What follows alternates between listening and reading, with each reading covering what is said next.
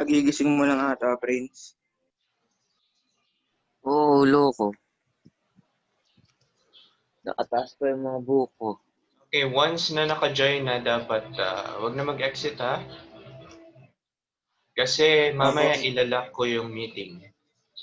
So, bawal na pumasok mamaya. This is only 10 minutes. So, I will be discussing the part of this discussion, yung about sa proximity. And also, ito, titignan ko. Yung oddity.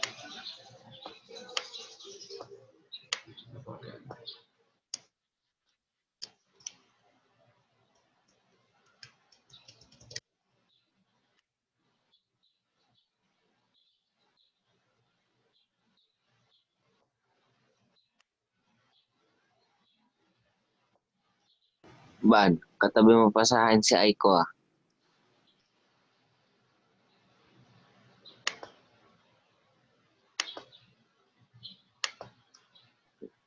Nox, no.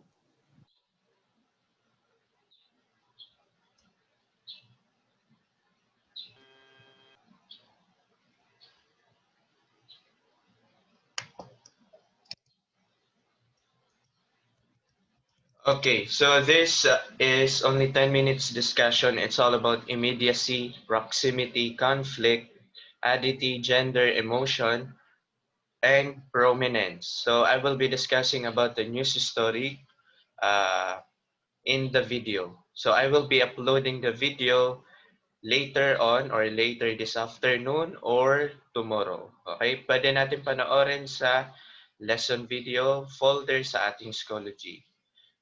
So, ito lang kasi asynchronous natin. So, nung Monday, nagkaroon tayo ng reinforcement kasi you didn't understand, you had confusions about uh, fronting and other discussion. And then today, we're gonna be talking about the parts of a news story or elements of news story, okay? So, antayin natin yung iba in 3 minutes. Start tayo ng 7:45.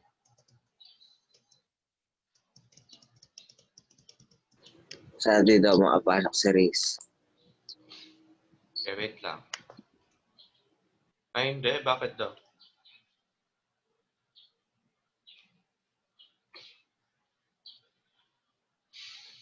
Pagko-connecting mo, sir. Okay guys, kapag discussion natin, kapag ganitong Zoom conference, wag tayong kapag may nakikita tayong sa social media, sa Facebook na may ginagawang hack. Ano yung hack? Yung mga pinagbabawal na technique. Okay, alam niyo yun. So, syempre, ano kayo, pro sa social media, kaya nakikita niyo yung mga ginagawa na hindi naman appropriate. Okay? So, it's a disrespect sa teacher nyo na gumagamit kayo ng mga dahilan na hindi naman dapat.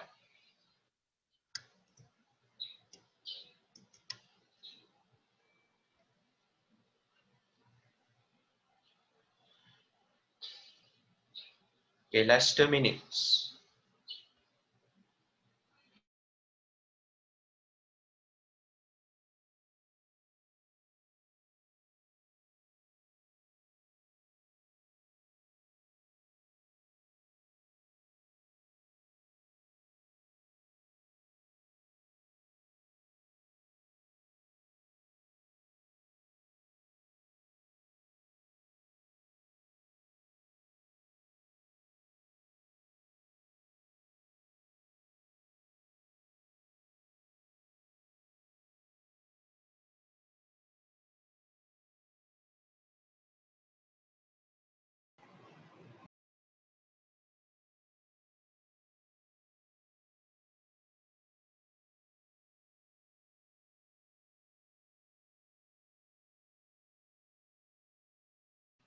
Okay, last 1 minute.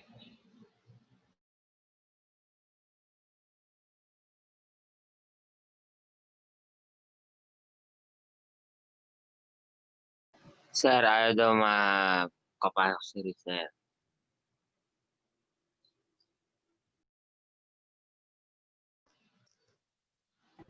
Good morning, sir. Bakit kanina naka-join siya? Naka-join siya kanina. Bigla daw siya na May wala password ba? May password? Tama ba?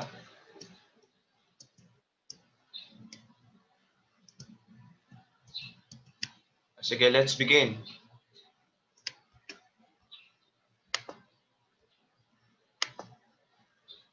I-off ko lang tong tugtog ha.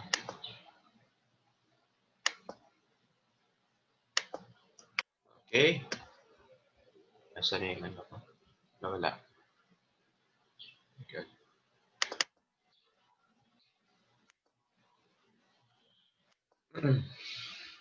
Okay, mag-ready tayo na ano ah. Okay lang na mga important keywords lang yung sulat natin para alam natin kung ano yung definition ng mga words na yun. Okay? So let's begin.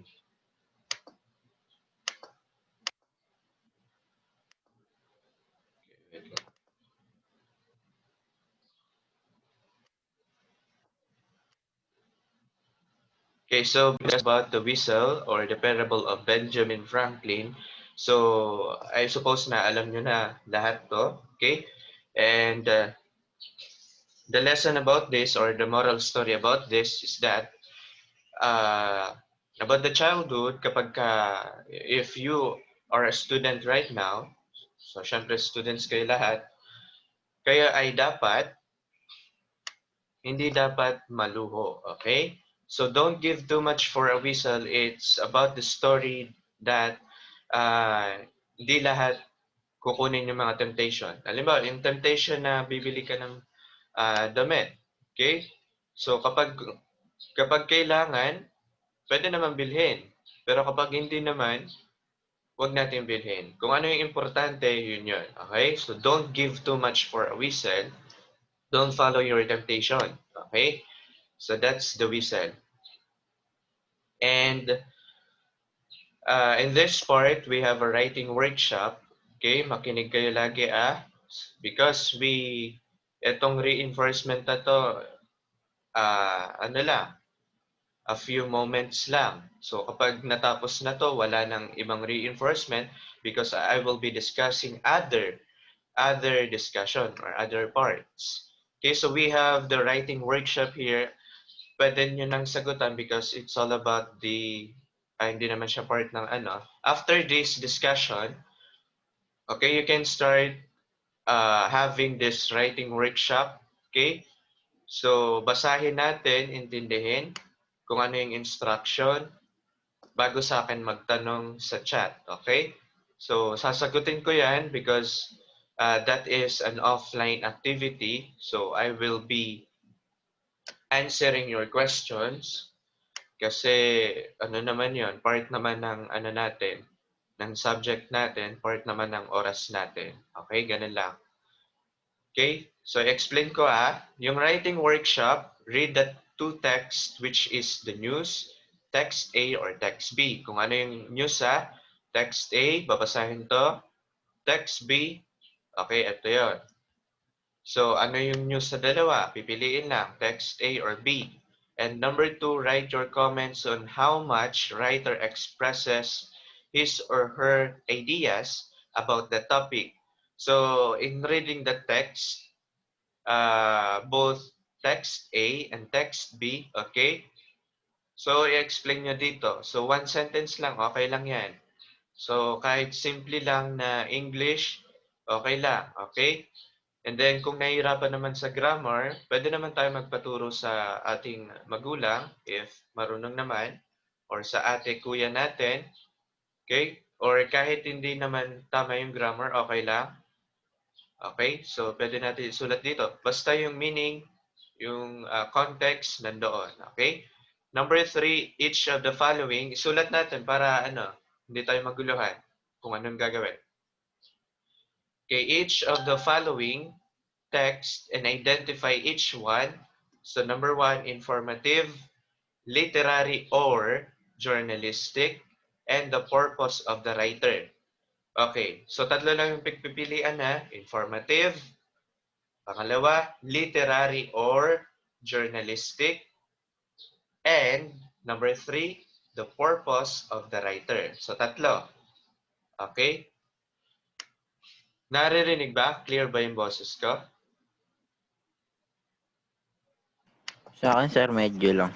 Medyo lang. Napuputol-putol. Napuputol-putol. Okay. Sorry kasi yung internet namin hindi masyadong stable eh. Naka-work from home ako. Okay, type of text. Type of text, okay? 1, 2, 3. So, sasagutan dito kung informative ba yung text 1. Ito ang una. Ito. Informative ba to? Ito ba ay journalistic or literary? Or ito yung purpose of the writer? Okay, tatlo lang pipilian para less tanong tayo mamaya sa chat. Ngayon, ang gagawin dito, purpose of text writers. Okay, text 1A. Ito, babasahin natin ha. May mga nakalagay kasi dito. Ito, text 1A. Tapos, text 1B. Ayan. Okay? So, ang gagawin, purpose of text, para-parehas lang, ne? Okay? So, dalawa lang yan pala. Okay? Text 1A and text 1B kung ano yung purpose ng text or ng writer mismo. Okay, so now I will be discussing the elements of news story. Okay, number 1, immediacy. Okay, immediacy, a story that has just happened in news. One that happened a few days ago is history.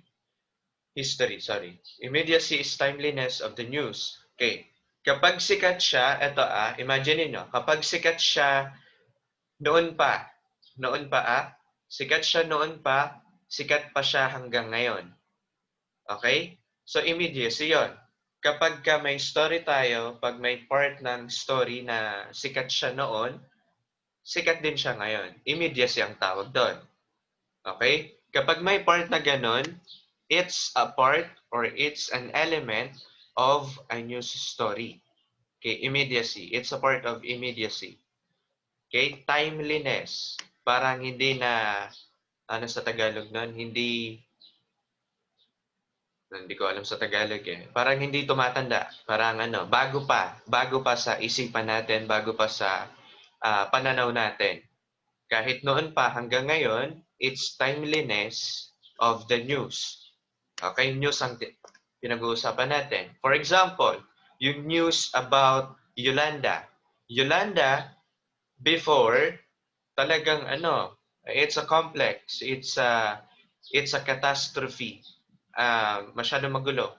So bagyo, malakas na bagyo 'yon. So maraming nasira. Ngayon, for me, it's immediacy because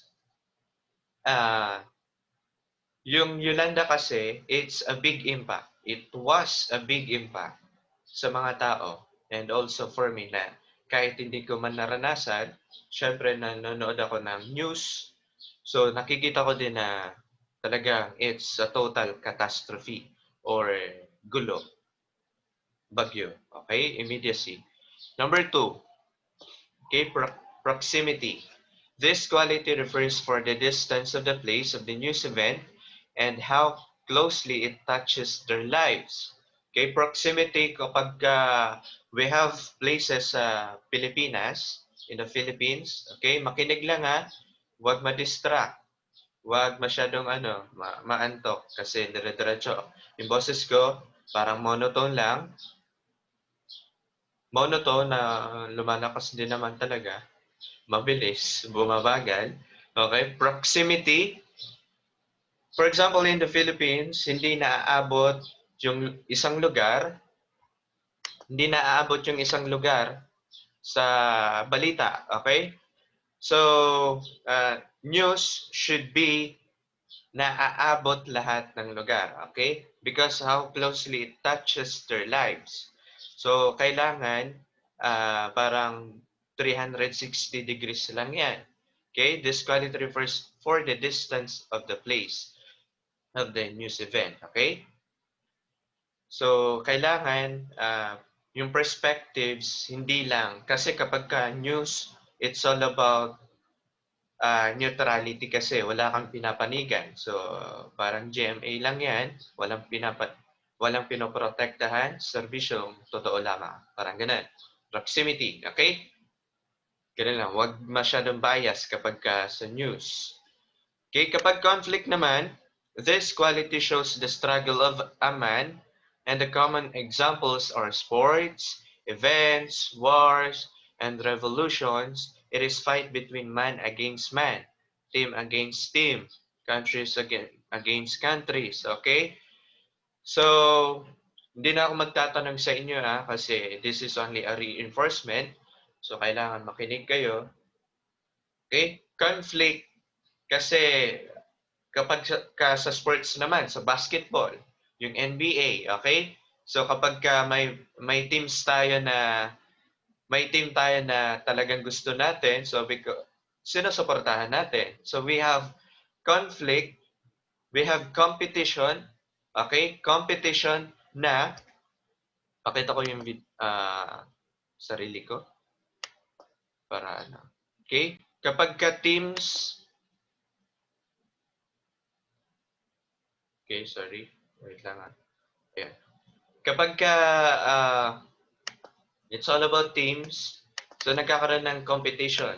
Sa school, may competition tayo palagi because of kapag may buwan ng wika, may mga events, kapag may cheer dance, may sports event, okay? So nagkakaroon ng competition. Ngayon sa news story, may conflict din. Okay? May away ng mga tao, may away ng mga company, okay? Kasi kapag nagkaroon ng conflict, nagkakaroon ng interest yung tao. Okay? So ganun lang. Parang hindi lang siya it's all about goodness ng story, news, okay? It's all about din yung conflict. Conflict ng story na yon, okay? And number 4 is oddity. Okay, number 4 is oddity, okay? Oddity, I've explained this last year sa flag ceremony about my section. This element refers to the state of being unusual or strange. Parang yung another term niya is unique. Okay? Kapag ikaw ay gwapo, ikaw ay maganda, ikaw lang yung maganda. Ikaw lang yung gwapo, ikaw lang yung matalino. Ikaw lang yung talagang may talent. Bukod tanging may talent. Okay? So that is oddity. Kapag news naman, it's all about news story, kailangan may oddity din doon sa story mo. Okay? Parang wala siya sa ibang publication. Hindi siya makikita sa ibang publication. Okay? So kung kayo man sasali sa ating publication sa The New Flame, okay? Oddity must be included. Okay? So hindi lang dapat common lagi. Let's talk about gender. All news, sports, financial news, society, and crime involve men and women. Okay. So ngayon sa contemporary event natin, so hindi lang men and women, straight men and women, yung nai-include sa news. So meron tayong LGBTQ plus AAM plus plus. Okay? Men and women and PWD lahat, okay? So lahat dapat included. So tandaan nyo, neutrality, walang bias. So walang parang pinapanigan na babae lang yung nasa news, lalaki lang yung nasa news, ganoon, okay? So gender. What about emotion? Feelings and emotions are what make news interesting. For example, happiness, sadness, anger. So nagkakaroon ng diversity sa feelings or emotions. So parang lang yan, boses ko lang, kapag monotone, yung emotion mo wala. Wala. Sa story kapag emotion, wala. Okay? Kapag tinaas mo yung boses mo, kapag binilisan mo yung pagsasalita mo, binagalan mo, okay? Emotion should be included. So may diversity, may variations ng emotions. So may part ka sa news mo na malungkot, may part ka din na masaya. Okay? may part na din na may conflict between man and man. Okay? Nag-aaway sila. Halimbawa, nag-aagawan sa isang laptop, yung isang estudyante sa isa pang estudyante.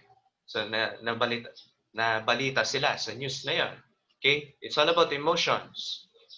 And also nagpapatawa ka din. Humor, generosity. 8 o'clock. Okay? And last one for our discussion for today, it's all about prominence. Okay?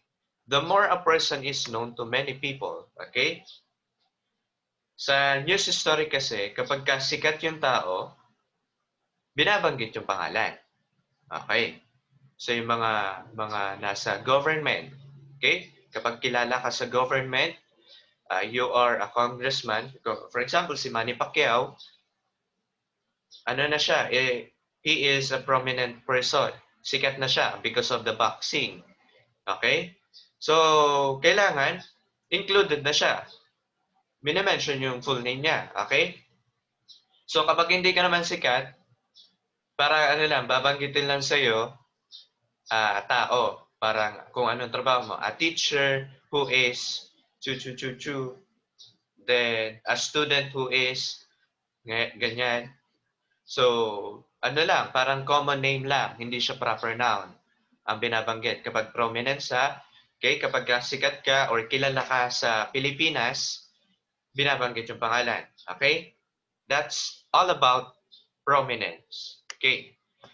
So, we talk about Benjamin Franklin sa kanyang parable na The Whistle. Si Benjamin kasi, nagkaroon ng publication about, kasi si James, yung kapatid niya, gumawa ng publication. Okay? So, naging part, sorry, napiyak na. Naging part ito ng ating discussion, yung news story. So, hindi naman siya malayo sa ating pinag-uusapan na parang iba-iba. Kasi yung Rex Bookstore ay iba-iba yung tinuturo. Iba-iba yung parts. Okay? Kaya nagkakaroon ng variation sa ating discussion.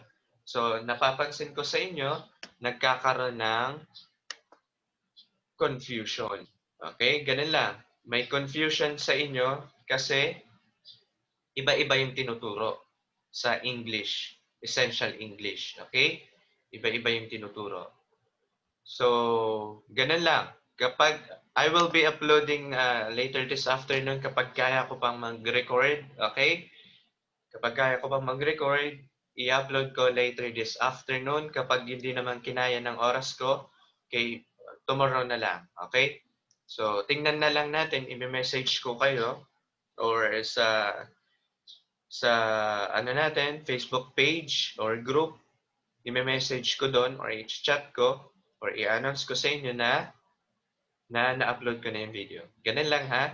Immediacy, proximity, conflict, additive, gender, emotion, prominence. Ngayon, kapag ganito yung reinforcement natin, kapag nagdi-discuss, bawal. Yung iba yung focus. Okay? Focus lang dito. Okay? All ears. Okay? Makinig lang mabuti. And sa ibang discussion. Okay? Ganun lang. And thank you for this day. Okay, exit na tayo. Thank you. Bye, sir. Thank you sa ating lahat. Bye, sir. Bye-bye.